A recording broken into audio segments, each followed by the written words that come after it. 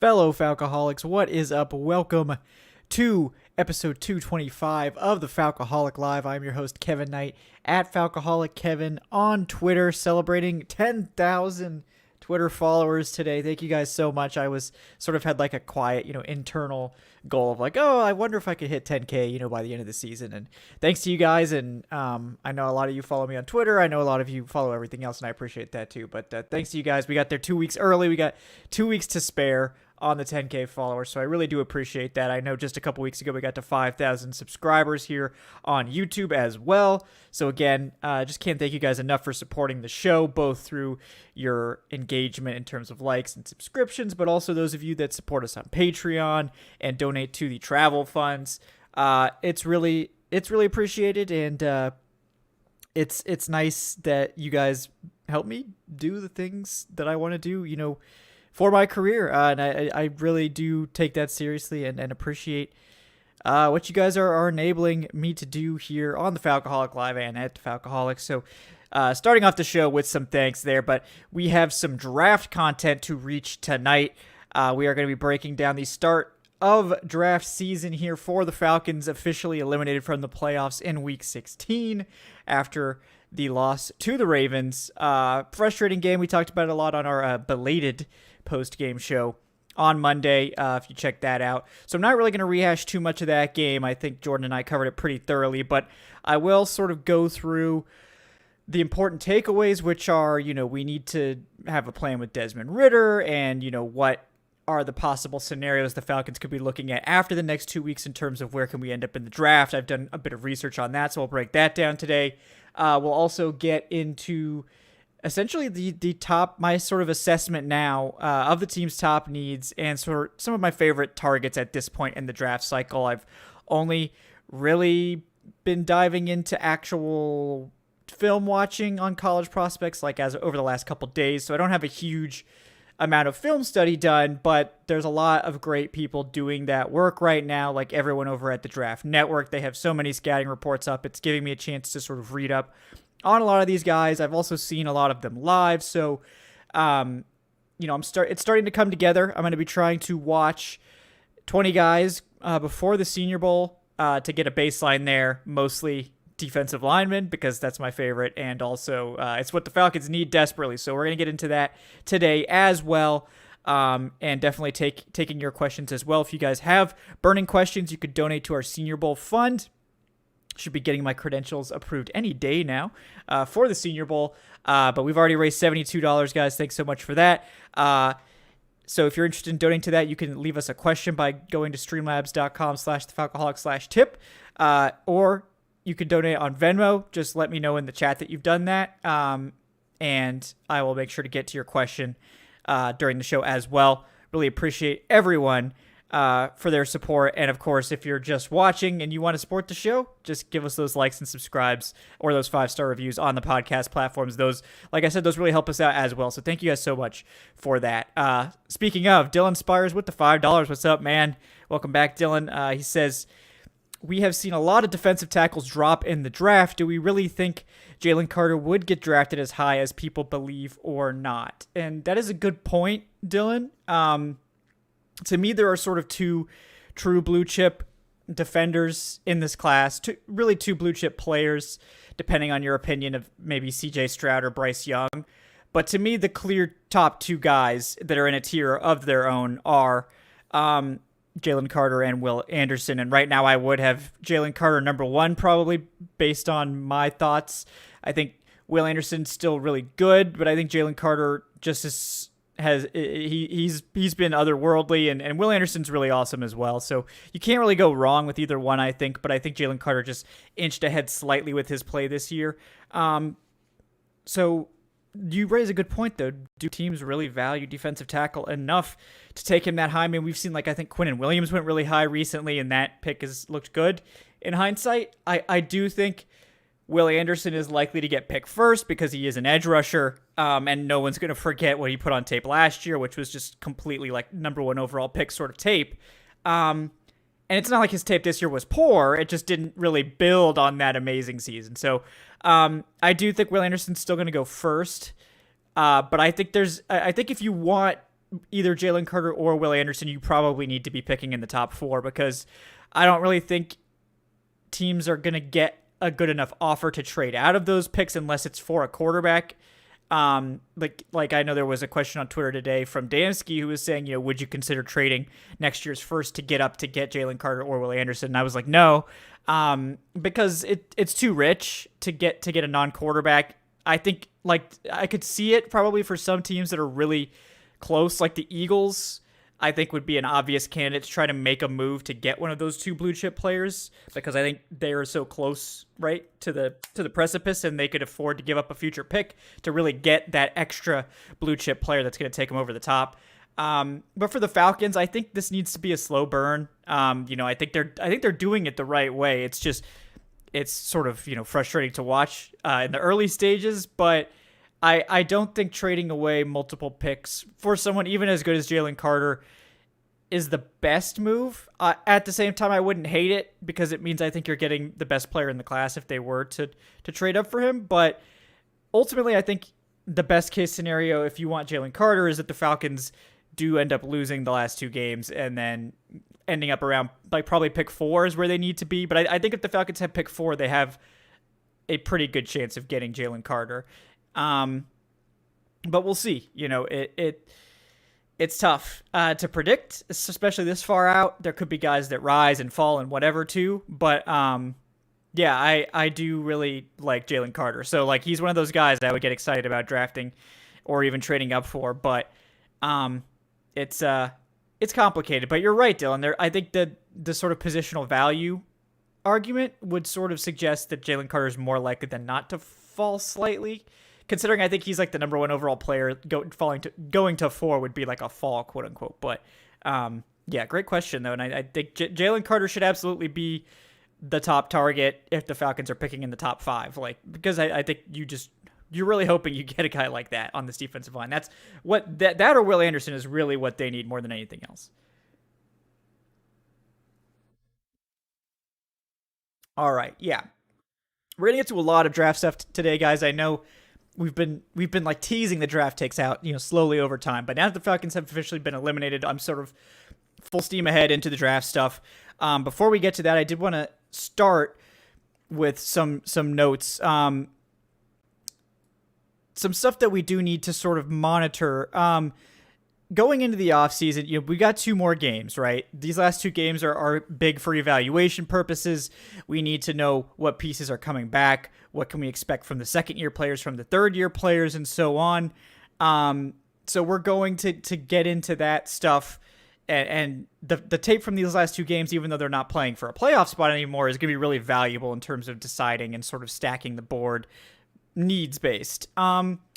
It's also important for the draft pick, right? Because if they do lose out, there's a really good chance they're picking inside the top 5. But if they win 2 games, they could fall down as low as, I think, technically 11 or so. I know, you look at the wins and it's oh, well, they could be lower. I think, honestly, based on the fact that, fortunately for the Falcons, a lot of the teams, I think 2 or 3 of the teams, well, 4, I think, of the teams in the top 10 play each other over the final few weeks of the season. So at least some of those teams are going to win.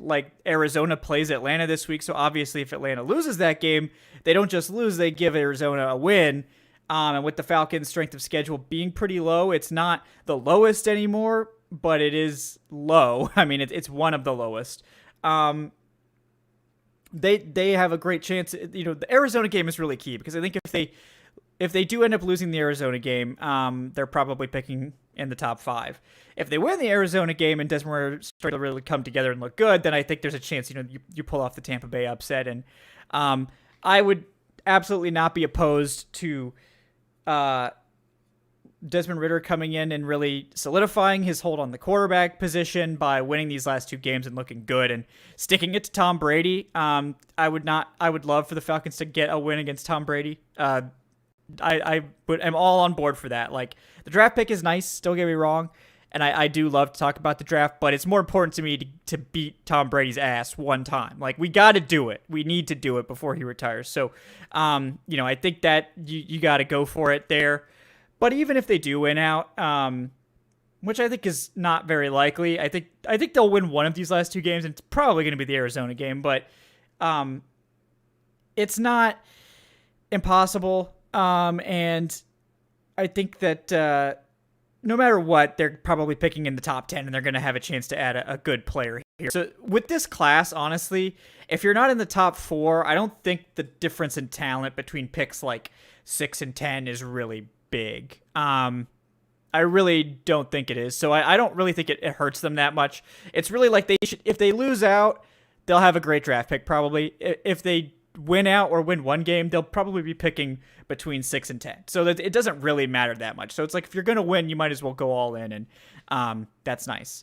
So they could end up, I think, technically the Falcons could end up anywhere between 2nd overall all the way down, I think, to sort of 12th overall. But again, it's unlikely that they would go that far, and I think technically the lowest they can fall is maybe 10 because of the fact that all these teams play each other. So, it is what it is. I haven't done the precise math on that, but I think 11th or 10th is actually the lowest they can fall. So we're not, no matter what happens, they're not going to like end up in, the 15 range or something like that. It's just, I know everyone wants the top pick, but I think this team is going to try to win these games, and I don't blame them. And I want to see them beat Tom Brady, so it's worth it in my mind if they were able to do that. But worst case scenario, they lose out, they probably get a top 5 pick at worst. So, they would be sitting at 5 if Arizona wins this weekend, regardless of anything else that happens. And Indianapolis plays the Texans, right? That team's a dumpster fire, but they are playing the Texans. So if Indy wins a game too, that would mean the Falcons would be at 4. So, I think Denver and somebody else play. I think Chicago and somebody else play. So some folks in there are getting wins, one way or the other. So we'll see what happens. And Houston, you have to imagine that if Chicago has lost out, going into that, Houston doesn't really have anything to lose by winning at this point. Like Houston could win a game and they will win any tiebreaker with Chicago for 1 overall. So I don't think Houston's really going to purposefully tank or intentionally lose their game against Indianapolis. So we'll see. We'll see. It's interesting, but there's not a lot of variation with where the Falcons could fall, no matter what happens with them over these final 2 games. So I wouldn't get too wrapped up in, if they win, they blew this great draft. Honestly, if you're not walking away with Jalen Carter or Will Anderson, and I think you have to be in the top 4 to do that, then I don't think it matters in a huge way, because there's like a group of guys after those players that I think are all pretty good that you can get after that. So I wouldn't be too sort of caught up in that at this point. I think you can enjoy if they win and not, freak out. So the next question that has to be answered for draft season and for the offseason as a whole is quarterback, right? Because that's the big one. That is the big question mark. And Desmond Ridder's play over these final 2 games, regardless of anything else that happens, that is probably the biggest story, probably the biggest thing to watch. And after the Saints game, it was looking quite dark. After the Ravens game, I think this is definitely trending in the right direction. It's very early still. We still have 2 more games to get through, but I think if Ridder finishes strong, that's all that the team will sort of need to be comfortable going into next year with him as the starter, which you don't generally see that with a 3rd-round pick, but I think if Ridder shows enough, we know how much the coaching staff likes him, how much he fits their system. So I'm not expecting them to make a big splash at quarterback necessarily if Ridder finishes strong. Now, if Ridder falters or it's more open-ended or whatever happens there, there's other options. And another quarterback is going to come in here because Marcus Mariota reportedly will be cut for the cap savings. So another quarterback's coming, but I really don't think it's going to be a first-round quarterback, like a top 10 sort of pick spent on quarterback. I like Bryce Young a lot. He would be the one I would choose, but I don't think they're going to go that route. I think they're going to go a different route. They sort of desperately need other stuff. And I think that they like Ridder enough that they're willing to at least wait and see to see if he could play well this year over a full season rather than spending another big pick. So the other options that the Falcons could have, the big ones to me that stand out would be trades. We've already talked about Lamar Jackson. We'll see if anything happens with I guess Derek Carr said he will be cut, so that's not going to be a possible trade opportunity. Same thing with Ryan Tannehill. That could be a cut. Kyler Murray, if he, demands a trade or something, or, any number of other crazy stuff that happens. Those are legitimate options that a trade could happen there. We know the Falcons were willing to get very aggressive for a quarterback this offseason. It was not one that I agreed with, but, they've shown that they're possibly willing to do that and could be involved. So I do think there's a chance, no matter what, that if Lamar Jackson becomes available, that they will get involved in that sweepstakes. It's not likely they'll end up with him, even if they get involved. But it's a possibility. The cut veterans are probably, I'm sort of thinking that that's a realistic option. I know everyone hates the idea of Ryan Tannehill coming here. And I don't blame you. He's an aging quarterback. He's not really been sexy the last few years without Arthur Smith. And people probably think he's going to make a lot of money because he was making a lot of money with the Titans. But if Tannehill is cut, and it seems like the wind is blowing that's what's going to happen because the GM was fired and the Titans want a clean break and a clean start and all this stuff. They don't want to spend that much on Tannehill. It's a mutually beneficial arrangement. I'm not saying you have to love it, but I think the Falcons could potentially get Tannehill at a discount because he wants to reunite with Arthur Smith, where he looked like an absolute top 10 quarterback 2 years. So this wasn't a flash in the pan, sort of, fly by night lucky season for Tannehill. He had 2 excellent seasons with Arthur Smith in Tennessee. These two just work together. I strongly believe that if Tannehill comes here, he could be that level of quarterback here. But I think the Falcons could get him at a price tag where it's possible that teams think he's washed after a couple of years with the Titans and nobody wants to give him a big contract. I think Tannehill could come here for relatively cheap and even potentially be your veteran backup behind Ridder, who also gives you that starting upside if Ridder should falter. At this point, it's really hard for me to predict if the team's going to be confident enough to stick with Ridder. So to me, bringing in a mid-range veteran like a Tannehill, who's been excellent with Arthur Smith, I think that's a great fit. I think it won't be overly expensive, and I think should Ridder falter, Tannehill gives this offense a pretty good ceiling because we know what he looks like with Arthur Smith, where he's been excellent, and this could be a good situation for him to come into. So I think there will be mutual interest there. He might even agree to take a discount to come here. And for the record, I know people have asked about it, his comments about not wanting to mentor Malik Willis, and I know that he said that. I think he was probably not happy about the team, drafting a successor. Nobody ever is. But when he comes to Atlanta, it should be made clear that he's going to be in a competition with Ridder, just like he was when he was brought into Tennessee, where he was being brought in as the backup behind Marcus Mariota and being told, look, you're going to have a chance potentially, but you're the backup right now. Now go prove to us that you can do it. And he didn't have a problem in that scenario. So we'll see. But I think if the Falcons aren't going to spend a premium draft pick and they don't make a trade for a Lamar Jackson type player, adding someone like Tannehill to go along with Ridder makes a lot of sense because it gives them a reliable option at worst, who would probably be the best backup quarterback in the NFL, and Desmond Ridder, who still may be their future plan at quarterback. And Tannehill's probably only playing 2 to 3 more seasons anyway, so you're not necessarily committing to Tannehill for more than a year or two. And if everything goes south, you're probably signing him to a deal where you can just get out of it next season and draft someone in the top of the 2024 draft. And we're starting this conversation all over again. But at the end of the day, Tannehill probably won't be expensive. He's really familiar with the offense. He looked great in it just 2 years ago. I think it makes a ton of sense. I know it's not sexy. I know it's not exciting. But it's a possibility because of the connection there and because, look, they they have a connection.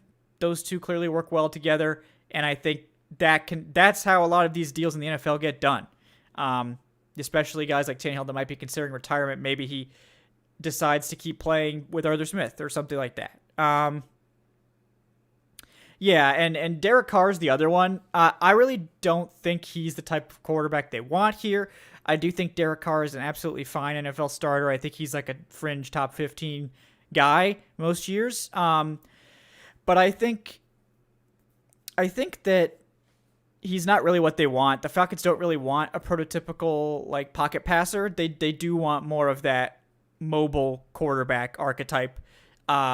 They don't need that pocket passer in their offense. I don't even think they really want it. I think they want to get the quarterback on the move and rely on the quarterback's ability to move the pocket and be a threat as a runner. I think they want that, so I don't think they're going to go in on Carr, but that is another guy that could come available.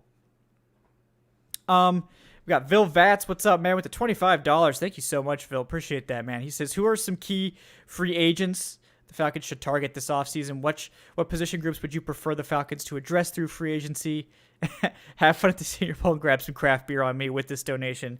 Will, thank you very much, man. I will for sure do that. I really appreciate that. Yeah, I definitely going to get to that. I'm going to do this episode right after we finish this sort of discussion. We're going to get into the top needs, and I'm going to, talk about the top targets as well. So, Will, we're going to get to that for sure tonight. So once the quarterbacks thing is figured out, that's going to be a big question mark going into this offseason. But I'm assuming that somehow they solve that. I don't think it's going to be with a top pick. But they're going to do it some other way. So I'm assuming going forward that quarterback is not considered a need for the most part. Like they're going to figure out some way to either handle it with a vet. They're going to probably just handle it with a veteran addition is my thought, or a trade. So the other side of that coin, right, is that, and as this is getting to Will's question, the Falcons have money for the first time in forever, right? They can actually fill significant needs with veteran signings instead of relying entirely on the draft to do this. So it's going to feel different this offseason. We're going to have a lot more change from end of season needs to draft needs because there's going to be a lot of players brought in to help get this thing moving in the direction that we need it to go. So that's going to affect things, right? Who they go and sign. Free agency does happen first, right? So you're going to see signings come in, and that's probably going to affect how we stack the board and how we sort of analyze the team's needs because they're going to fill a lot of these holes, hopefully, with veteran players. So that's all going to change because of that. But that being said, right now, nothing else changes, right? Like the only players the Falcons have are the guys they have under contract, and then they're, we're going to take into account maybe some re-signings as well here. But yeah, and right after the season, but probably after the Senior Bowl, I'll do like a full free agency breakdown sort of thing, where we look at all the teams' free agents and who's going to come back and who they should sign and all that. We'll probably do that after the Senior Bowl, just because right after the season it's going to be like 2 weeks to go until the Senior Bowl starts, and then I basically have to just dive into the film to get a baseline going into that game. But after that, we'll probably do more free agency stuff until the Combine.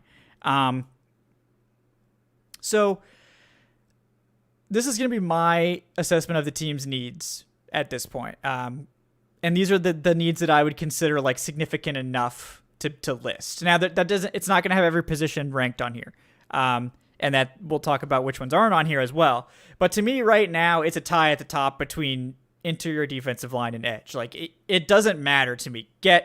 Getting at least one blue chip of this group is a necessity. Like they have to get one at minimum, and two would be better to really reshape and completely fix that room. You're going to need, like I'm expecting a blue chip edge rusher or defensive lineman in the draft, plus probably a day 2 selection, plus at least one free agent addition as well to this group. So 3 new starters on the defensive line altogether, I think is a necessity, to be completely honest with you.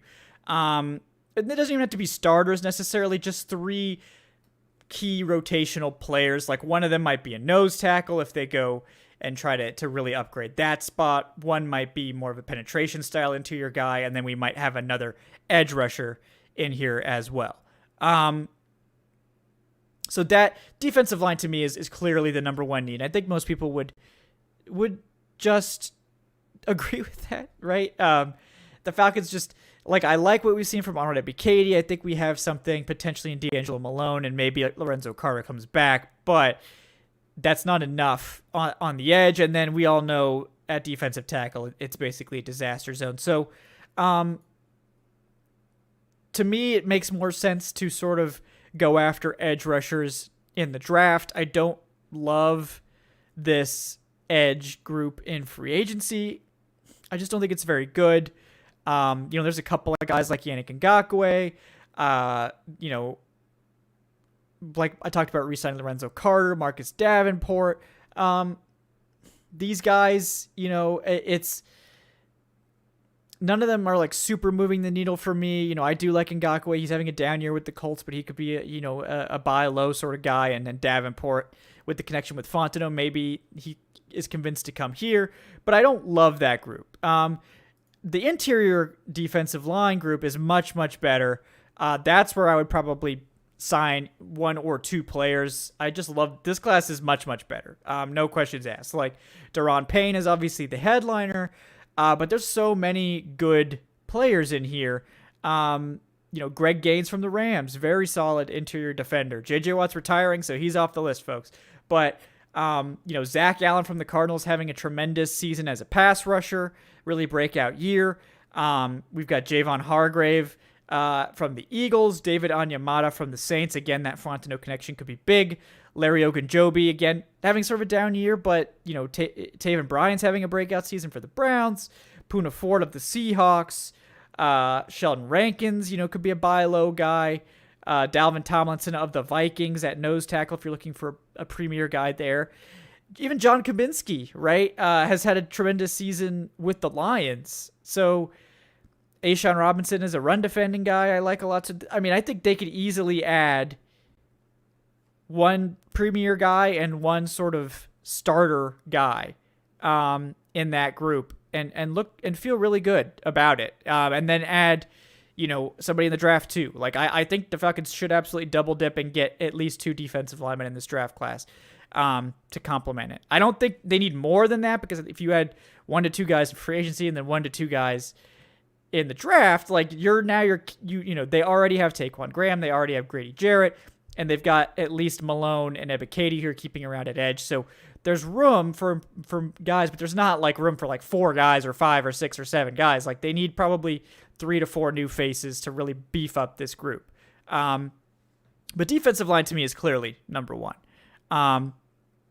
We got RJ with the $10 donation here. I'll get to real quick. RJ, thank you so much, man. Appreciate that. He says, you guys always do a great job covering the Falcons. Thank you, man. Really appreciate that. He says, how surprised are you with the defense only giving up 21 or fewer points from the past few weeks? Is it something we're doing good, or are we playing bad quarterbacks? Probably a little both, right? It's they haven't been playing a murderer's row of offenses. There's no doubt about that. They've been playing some backup quarterbacks. But the Saints, they only allowed 21 points there, and the Saints haven't been a good offense, but they haven't been a bad one. And that wasn't a backup quarterback. The Ravens have Tyler Huntley. And that passing game was weak, but that's still not a terrible offense.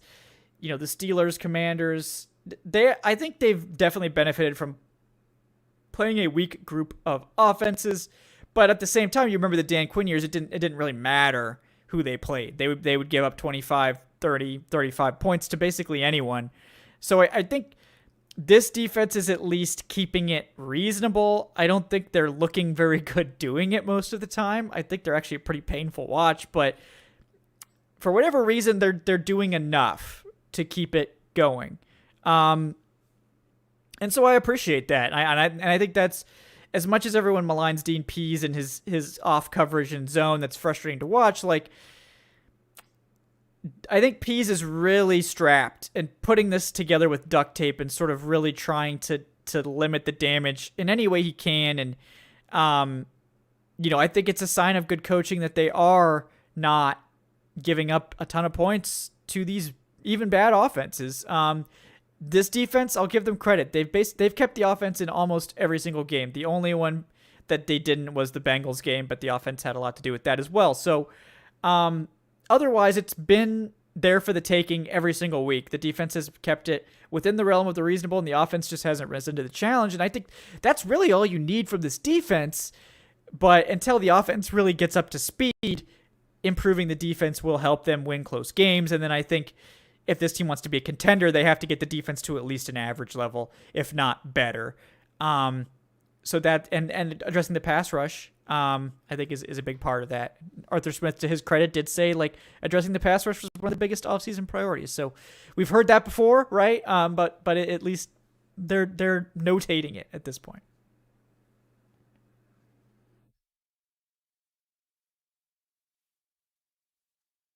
All right, so second biggest need, wow, for the Falcons.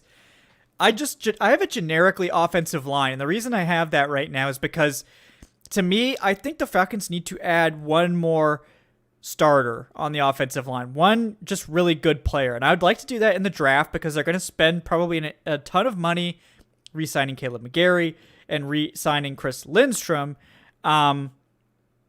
So I think they're spending the money on the offensive line right now. Jake Matthews is making $34 million next year. Now that's a smart move, and we'll talk about it in the offseason, but basically most, if not all, of Jake Matthews' guarantees and his big money are going to be this year. So if Jake Matthews doesn't rebound back to his Pro Bowl form after this next season or continues to sort of slowly slide down, the Falcons really aren't on the hook for much after this year, and they're eating most of his money in this season where they are just have a ton of cap space. And I think that was a really smart contract construction by the Falcons. But I think they need one more guy. And I think we know how important the offensive line is to everything this team wants to do. So I think it's worth investing in a big way here. And to me, the biggest need on paper is center. I know Drew Dalman has his fans and he's still a young guy, so maybe there's the potential there. But I don't love anything that I've seen from Drew Dalman this year. I would make it a priority to upgrade that spot. And I think this is a strong center class. I would just really hope that they can sit there with their second-round pick and get John Michael Schmitz from Minnesota, who I think is sort of just the clear top center in this class and just a really good player. I don't think he's as good as Creed Humphrey. He's not going to be as high on my board probably as Humphrey was, but Schmitz is very good, very sound, great player. So he's a guy that I really want.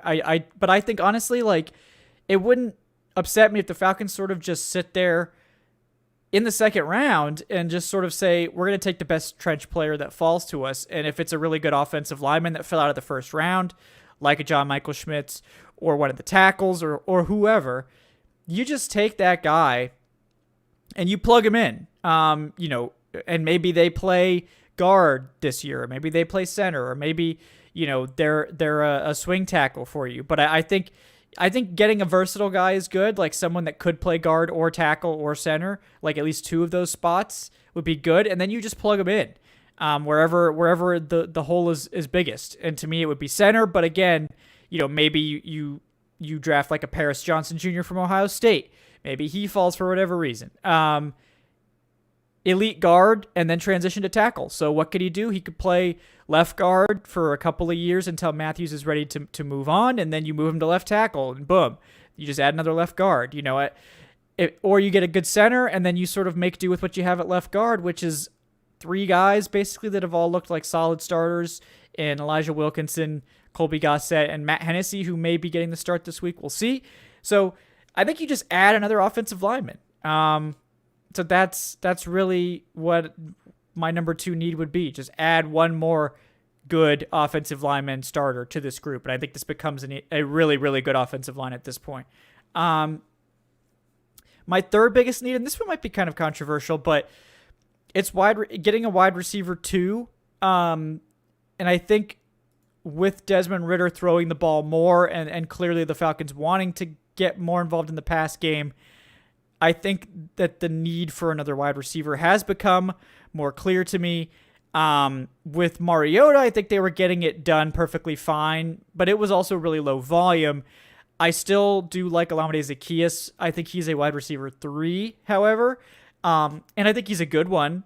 But to me, I think they need to get a wide receiver too. Partially because if you look around the NFL at the offenses that are playing really great, it's the ones that have like 3 really good weapons in the passing game. And for some teams, it's 2 wide receivers and a tight end. For some teams, it's 3 wide receivers. For some teams, it's 2 tight ends, whatever. But those 3 really good receiving options. Right now, the Falcons have 2. They have Kyle Pitts and Drake London. But if they could add a good wide receiver 2 on day 2, that could really improve things here. I think that would really take this offense over the top. And then it also, I think, shields them a little bit from an injury sort of derailing the offense, like I think it clearly has with Kyle Pitts gone. All the attention's on Drake London, and teams are sort of selling out to stop the run, and that you can't really have one injury derail your pass game like that. I mean, obviously, Kyle Pitts, if you lose your top receiver, it's going to hurt your pass game, but I think it's a bigger need than I thought at this point. That like early in the season, I thought it wasn't as big a deal. Now I'm thinking that wide receiver 2 is one of the bigger priorities in that late day 2, early day 3 sort of range. There's definitely some guys I like there. I wouldn't spend big in free agency. I would try to re-sign Zacchaeus for like $6 million a year or something like that as your wide receiver 3. Maybe bring back the depth guys, right? Like I like Kadarius Hodge. He's a great special teamer. I think Damiere Byrd definitely gives you like that deep element that you could mix in, and maybe we'll get more consistent with Desmond Ridder. But I think they need that really high-end guy to sort of step in. And I think you have to draft that. To me, there's a number of wide receivers that I think you could get on day 2 or early on day 3 that would fill that need for the Falcons. I think going for like a speedster, more of like a short yards after catch sort of player makes a lot of sense for them. I know Josh Downs has a lot of supporters, but I think he could end up going like late first, so that might be too rich. I do like Jalen Hyatt a lot if he officially ends up declaring for the draft. I think that one makes a lot of sense. Marvin Mims from Oklahoma. There was one other guy, I think the Michigan State receiver I actually liked quite a bit. Jaden Reed. I liked his game a lot. I think he's sort of a sneaky guy as like an early day 3 receiver. They really are just lacking that guy they can throw a screen to and have him just take off and get big yardage, or that guy that's going to be really, really dangerous on crossers and also can potentially be a deep threat for you with the speed. So they have the big guys, right? They've got London, they've got Pitts, they've got Kadarius Hodge who offers that size, but I think they really are missing that sort of dynamic Z threat, or even a really good slot guy for when they do use 3 receivers. So that's why that's a little bit higher on my board than maybe some folks.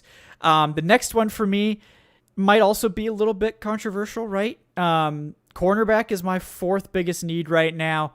And I guess I'm the only person that likes Casey Hayward at this point. I thought he was fine. I thought he was a reliable veteran. I thought basically everyone in that secondary early on just was at the mercy of just a really terrible pass rush, and it made them all look bad. So Casey Hayward will be 34 next year, and he's making $7 million. So that's the first thing. The second thing is the Falcons don't need the money. And if they release him, they only save 5 of the $7 million. So it's not like they save $7 million straight up. They save 5. So to me, you can move on from Hayward if you have a good plan for that $5 million.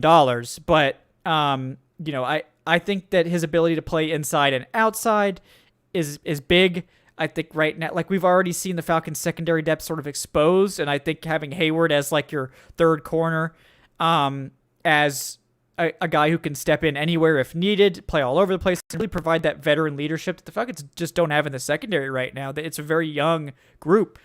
To me, I think it's worth it to keep him around, but it wouldn't shock me if they do cut him. I mean, it's not going to blow my mind or anything, but even if they keep him, I think getting a high-end cornerback 2 is a big priority.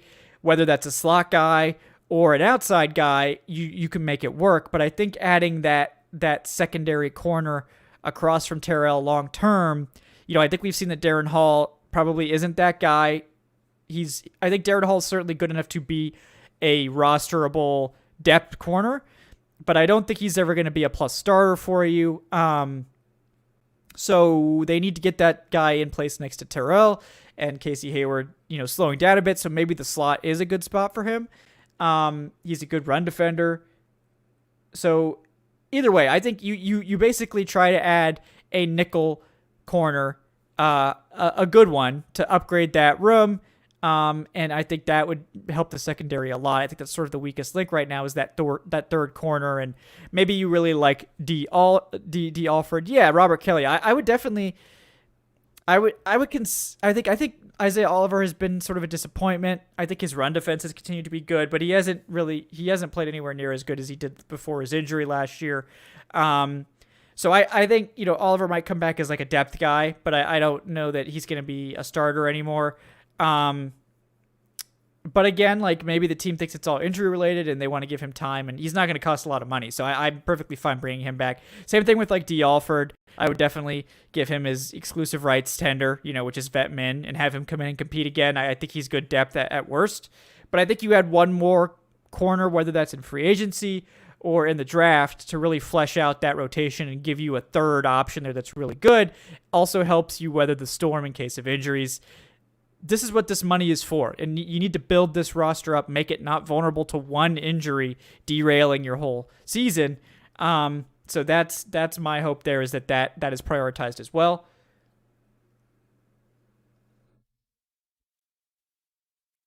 Next one. These last two are sort of hard to rank, but to me, linebacker would be fifth.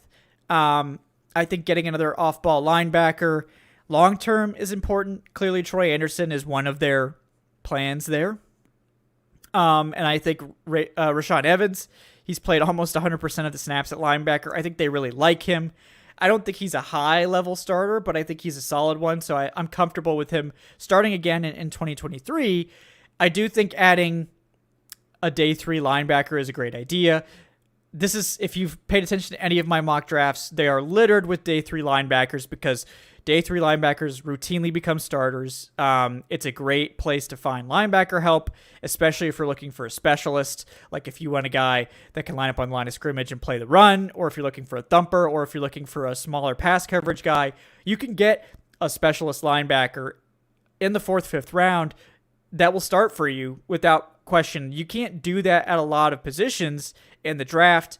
Linebacker is one where you get a discount, and I love taking linebackers on day 3. So you're going to see a lot of linebackers from me on day 3 in mock drafts. I can tell you that right now. This is a good class. I like a lot of these guys. I think that's a good place to add depth and add a third guy. Not to mention that Michael Walker will still be here next year. He seems to have lost favor with the coaching staff in favor of Troy Anderson. Again, not surprising considering this staff didn't draft Michael Walker. But, they're going to keep Michael Walker around. I don't really see any reason to cut him. He's at least a serviceable rotational. He's at least a serviceable starter, good rotational guy. I think he'll be back no matter what. But I think they will try to get a more long-term option in here because I don't know that they're going to consider extending him. So linebacker is a bit, it's an important one. It's 5th. So it's important enough for me to list, but I don't think it's a premium need. Like I know someone mentioned Trenton Simpson. Trenton Simpson looks really good. I don't think it's that kind of need for them. Noah Sewell, I like. That's going to be more day 2 pick. But again, this is a best player available team. So maybe they swipe at a guy like that if they really, like him. But yeah, I think day 3 is such a good spot to draft linebackers. That's where I'm going to have it circled until, something else happens or they sign someone in free agency. Number 6 is safety. I think safety is actually a big need for them. They're not going to move on from Richie Grant. I think they're committed to developing Grant, but I think it's clear they can upgrade Jalen Hawkins' spot. And I think Jalen Hawkins will be back next year. He's still got one more year on his rookie contract, so that's fine. But I think you could definitely upgrade their safety spot. And I think to me, I really I'm sort of thinking that this is a spot where you do sort of go all out to get a free agent, to get a premium guy. We've talked a lot about, right, like Jesse Bates coming in here. This is a guy, just a tremendous versatile safety. So to me, I think that's maybe where I would go throw the bag at Jesse Bates to get him in here. The Falcons, this defense, the safety play is really important. I don't think it's been on point very much this year. So getting a blue chip safety is smart. Jesse Bates is just 26. He's going to be good for a long time. Tremendous run defender.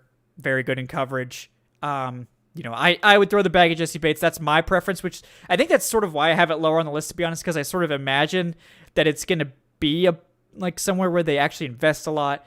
And I think that would be huge for the defense and also free up, draft picks for other guys. And I think safety is a spot where they could really use the veteran presence because they have Richie Grant, who's a young safety. He's a little over aggressive. They need that veteran back there to get things in order and really give this team an identity in the secondary. I think Bates coming in is perfect, so I hope that happens. But there's other options if they miss on Bates.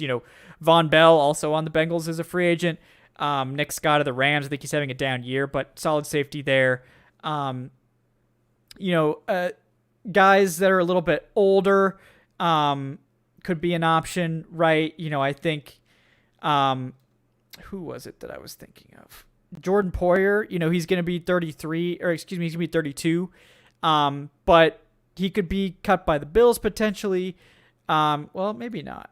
No, wait, no, sorry. He's a free agent. So yeah, Jordan Poyer, he's been injured this year, but elite safety when healthy, and another veteran guy wouldn't be as expensive in free agency as Jesse Bates, certainly. And you're probably only getting him for a couple more years, but that could be a good way also to add an impact starter there. Chauncey Gardner-Johnson has been playing well with the Eagles. He's a free agent as well. Another option there. So I think free agency is where I'd go to address safety, but safety is another one where you can get a guy on day 3 that can be a potential starter for you in time. There were a couple guys I liked in this last class that are starting right now that were in that day 3 range. So that's another one where it could be a day 3 pick if they don't get the guy they want in free agency. And the last one that I thought was worthy of ranking is tight end 2. Because this offense relies on the tight end so much, I think it's worth mentioning that getting a tight end 2 is something they're probably going to prioritize, like a really good one. I think their tight end depth is absolutely fine. I think it's more like if Kyle Pitts goes out right now, there's just not another guy that catches passes at tight. Like Anthony Firkser, but he doesn't really move the needle.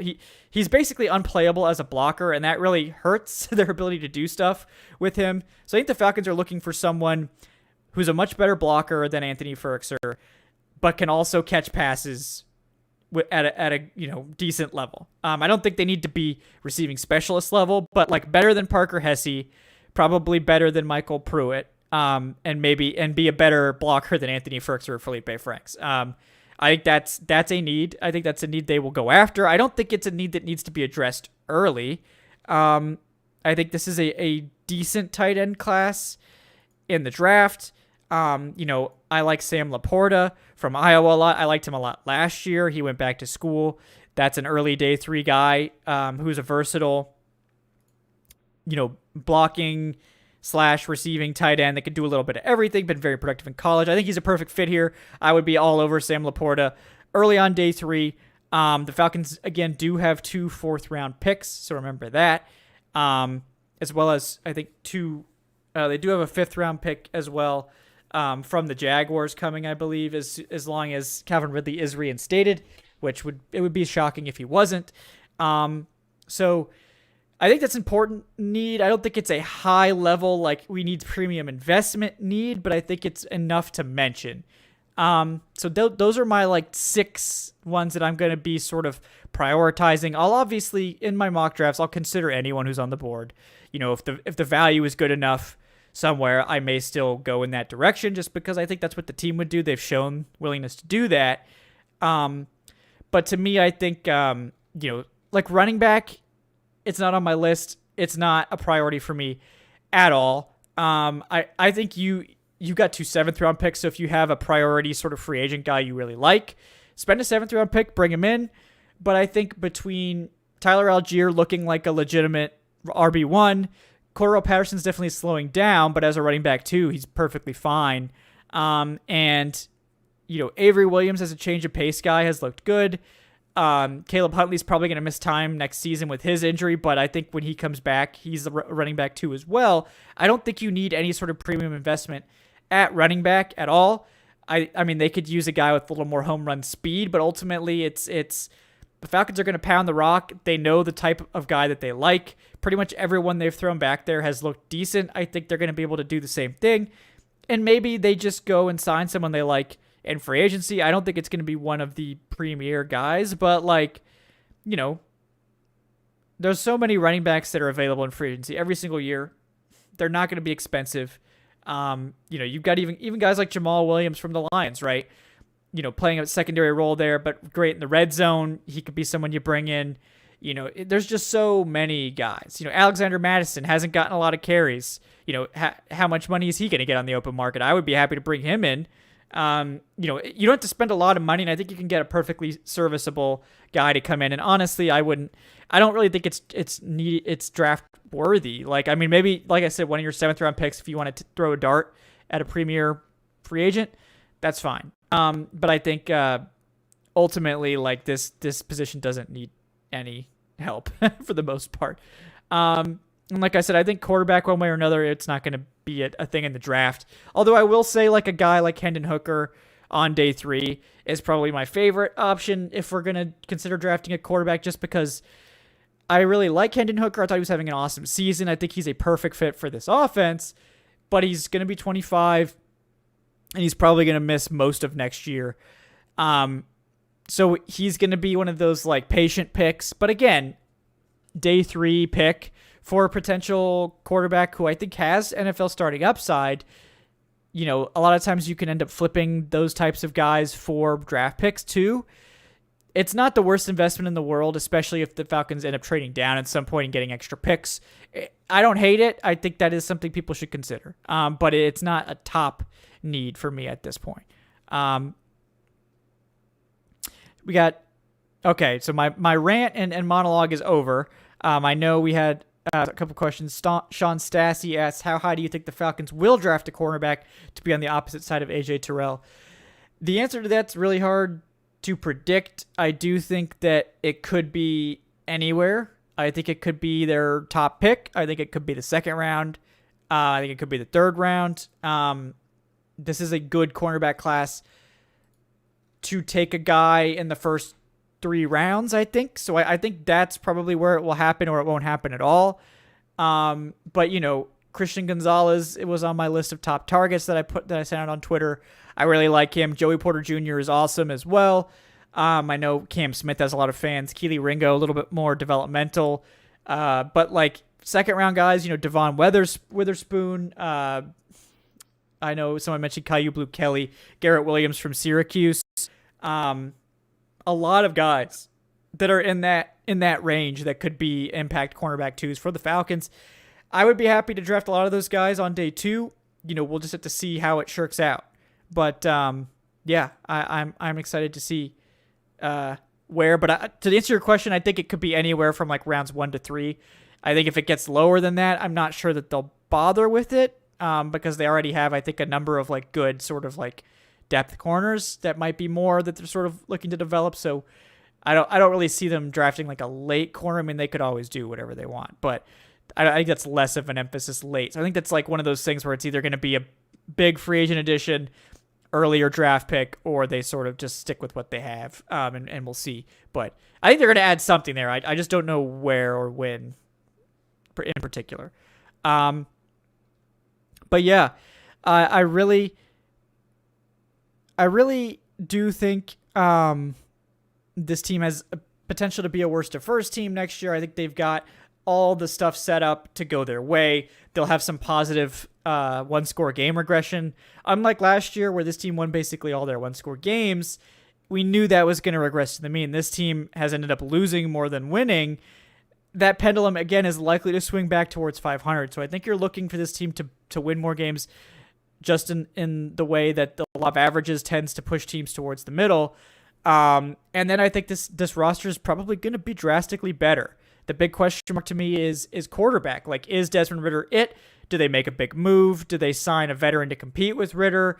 What does this quarterback position look like? That's the biggest question and the biggest cap on sort of their ceiling. But I think next year this is going to be a playoff contending team. Will they be Super Bowl contending? That's completely dependent, I think, on how quarterback shakes out, as well as do they nail the moves that they're going to be trying to nail. But I think anything less than contending for the playoffs next year would be a pretty big disappointment. And that's going to be a tall order because this is a team that hasn't done that really in a long time. even this year, they were technically competing into Week 16, but this wasn't a great, wasn't a great season overall other than that.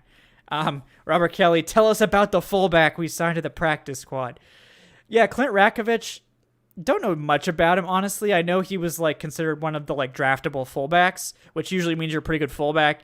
From last year's class, I think he got hurt at a preseason workout or something like that and missed the whole season. He was released off IR, and the Falcons signed him to the practice squad. So I think it's a competition for Keith Smith once again.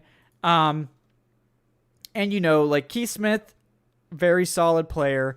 But I don't think he's a guy that the Falcons are overly attached to. I think they like him, right? But he's a good special teamer as a lead blocker. He has flashes, but I think he's sort of okay. Really, his special teams is sort of what makes him stand out. And then as a receiver, he doesn't really offer much. So I think Clint Rakovich offers you a little bit more as that chess piece fullback. He's a much better blocker. I don't really know, special teams wise if he offers the same level there, but to me, I think the Falcons have done a good job of adding special teams players. So Keith Smith isn't as needed maybe there compared to years past where they didn't have all the gunners, but it definitely is Keith Smith's a free agent next year, so whether he comes back or not is an open question. I think they are going to at least have Rakovich in here to compete with Smith going forward. But yeah, good question. Yeah, I think that's a good start on draft season. It is here, like I said, 2 more games. We've got the Cardinals this weekend. Then we got the Bucs to close things out. I'm still pulling for the Falcons to win. I know that might really upset draft folks, but I think it's more important for this team to finish strong and have Desmond Ridder show us that he can be a quarterback. I think that's going to be much better for this team in the long run. Desmond Ridder sort of solidifying himself as a guy that we're intrigued to be the starter going into next year. That is more important than them losing out and getting a few picks higher in the draft. Because I'm not sure that they're going to lose both these games no matter what. So I think you go all in, you try to see some improvement here, and then you hope for the best in terms of how the draft pick shakes out. But we got a lot to cover. This is going to be a really busy offseason, like I said. We're going to continue diving into the draft and free agency and Senior Bowl coming up. And again, thanks to everyone for their donations to the fund. Really appreciate that. But yeah, guys, I'm Kevin Knight at Falcoholic Kevin. Like I said, like and subscribe if you haven't done so already. If you're listening to the podcast, leave us that 5-star review if you enjoyed the show. You can support us on Patreon if you're so inclined on a monthly basis. Patreon.com/Falcoholic and if you're interested in donating to the Senior Bowl Fund and you're a podcast listener, you can do so at streamlabs.com/thefalcoholic/tip. Just leave a question with your tip, and we'll be sure to get to it on the next episode if we're not live at the time. You can also do it via Venmo if you prefer that. My Twitter account has my stuff linked there to my profile. And if you want to add a question there as well, you can just tweet it at me that you donated, or you can add it in the notes of the Venmo transaction or whatever you want. Well, and I want you guys to be able to get your questions answered, of course. And we just really appreciate everyone for hanging out with us here on Wednesday night. Week 17 almost here. Would be the last week of the season, but it's a year longer. So have to get used to that, I guess.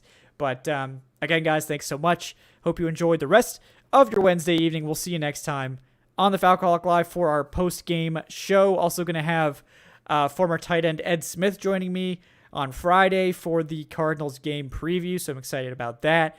And we'll go from there, guys. So until then, have a great night, folks. We'll see you next time on the Falcoholic Live.